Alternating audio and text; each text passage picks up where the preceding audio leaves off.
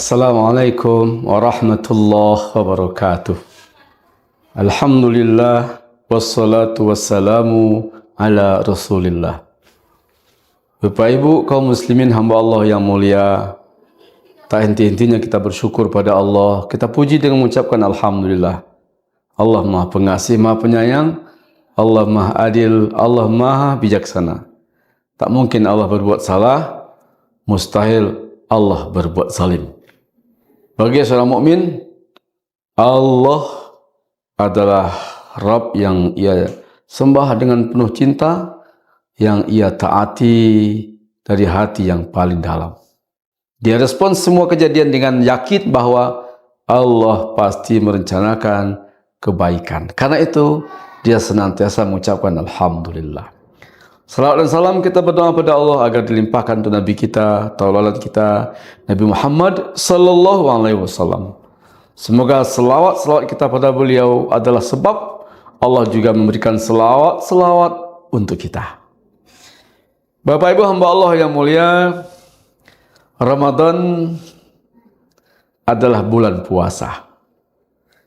Selama bulan Ramadan, ibadah yang identik dengan Ramadan dan hukumnya wajib adalah berpuasa. Ibadah-ibadah yang lain yang dikaitkan dengan Ramadan, itu hukumnya sunnah. Satu-satunya yang ibadah khas Ramadan adalah berpuasa. Apa itu puasa? Puasa adalah menahan. Apa yang kita tahan, kita menahan makan dan minum, dan hubungan suami istri di siang hari di bulan Ramadan karena Allah. Nah, kalau kita mau berpuasa sederhananya, di siang hari tinggalkan makan, tinggalkan minum, tinggalkan hubungan suami istri. Nah, berarti puasa itulah menahan makan dan minum. Bukan menahan lapar dan haus. Karena ada juga orang memahami Ramadan itu menahan lapar dan haus. Lalu kalau lapar dan haus dia tahan dan dia nggak tahan, akhirnya dia berbuka. Sebenarnya lapar haus jangan ditahan. Yang kita tahan adalah makan dan minum. Karena kita menahan atau meninggalkan makan dan minum, otomatis kita lapar dan haus. Berarti konsekuensi logis dari puasa lapar dan haus. Jangan ditahan. Tapi apa? Rasakan, resapi, dan renungi. Orang kalau memahami berpuasa itu menahan lapar dan haus, ini berpotensi berbuka di siang hari. Dengan alasan nggak tahan lapar, nggak tahan haus. Masih muda, kekar, badannya besar, seperti atlet MMA, tapi nggak kuat. Siang minum, kenapa? Alasannya nggak tahan haus. Siang makan, kenapa? Nggak tahan lapar. Sementara ada ibu-ibu tua, kakek-kakek renta, sebenarnya secara fikih boleh nggak puasa, tapi mereka nggak mau. Tidakkah mereka merasakan lapar? Merasakan. Tidakkah mereka merasa haus? Pasti. Tapi kenapa? Mereka tahu bahwa puasa itu memang mesti lapar dan haus. Kenapa? Dia nggak makan dan dia nggak minum. Terus kenapa dia bertahan? Konsep tadi, berpuasa adalah menahan makan dan minum agar dirasakan lapar dan haus. Di lapar haus jangan ditahan, tapi diresapi, direnungi. Nah, ketika datang rasa lapar, rasa haus, kita nggak berpikir untuk berbuka. Kita justru menatap dengan gembira, ya Allah, saya lapar dan haus. Ini yang saya cari.